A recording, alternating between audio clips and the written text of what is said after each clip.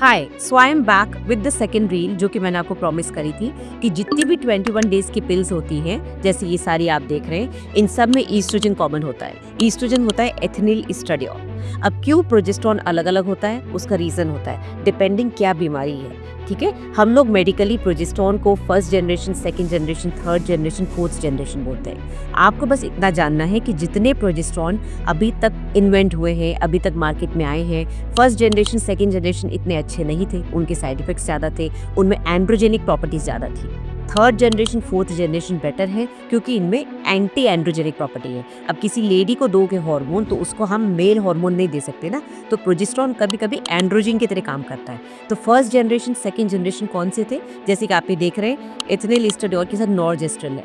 उसके बाद आया लिवोनॉर्जेस्ट्रल, राइट। तो लिवोनॉर्जेस्ट्रल और नॉर्जेस्ट्रल दोनों फर्स्ट जनरेशन, सेकंड जनरेशन में आते हैं, जिसमें कि एंड्रोजेनिक प्रॉपर्टीज होती हैं जो कि थोड़ा सा कभी कभी फीमेल के अंदर मेल हार्मोन्स को बढ़ा देते हैं, तो थोड़ा बाल वाल आ सकते हैं, एक्ने आ सकता है। उस वजह से third generation, fourth generation market में आए।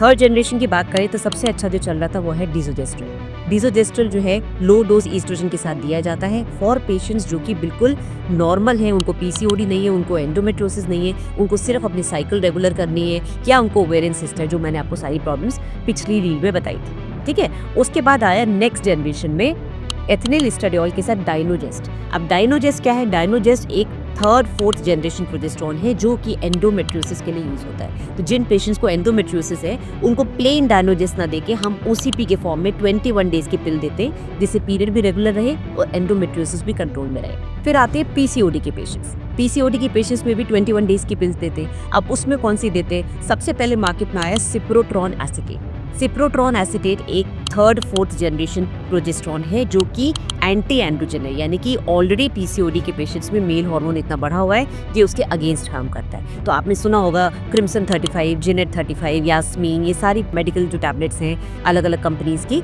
इन सब में ईस्ट्रोजन के साथ सिप्रोट्रॉन एसीटेट है। तो ये आपकी एंड्रोजेनिक प्रॉपर्टीज जैसे एक्ने है, बॉल्डिंग है, यहाँ पर बाल आ रहे, उन सबको कम करता है। फिर आया मार्केट में ड्रोस्पेरिनॉन। ड्रोस्पेरिनॉन भी एक प्रोजेस्टेरोन है जिसमें कि थोड़ी थोड़ी स्पाइरोनोलैक्टोन वाली प्रॉपर्टीज है। स्पाइरोनोलैक्टोन एक ऐसी दवाई है जो कि किडनी के लिए दी जाती है क्योंकि यूरिन बढ़ाती है, आपकी बॉडी से पानी निकालती है। तो ड्रोस्पेरिनॉन एक तरह का प्रोजेस्टेरोन है जिसको जब हम 21 डेज की पिल में कंबाइन करके देते हैं तो आपको वेट लॉस भी होता है। तो अगेन इसमें एंटी एंड्रोजेनिक प्रॉपर्टीज भी है, साथ में ये वेट लॉस में भी हेल्प करता है। तो पीसीओडी के पेशेंट्स में हम सिप्रोट्रॉन देते हैं या ड्रोस्पेरिनॉन देते हैं। नॉर्मल पेशेंट में जिसको कोई बीमारी नहीं है उसमें हम डिसोजेस्ट्रल देते हैं। अब ये लिवोनॉर्जेस्ट्रल और नॉर्जेस्ट्रल हम थोड़ा कम प्रेफर करते हैं, राइट, तो डिसोजेस्ट्रल देते हैं। और एंडोमेट्रियोसिस के पेशेंट में हम कॉम्बिनेशन में डायनोजेस्ट देते हैं। सो आई होप आपको अब समझ में आया हो ये पूरा पैलेट 21 डेज की पिल्स का। तो अगर आपके डॉक्टर आपको प्रिस्क्राइब करते हैं और आपको लगता है कि कुछ तो प्रॉब्लम है, अब मुझे समझ में आ गया है, then you can easily discuss with your doctor.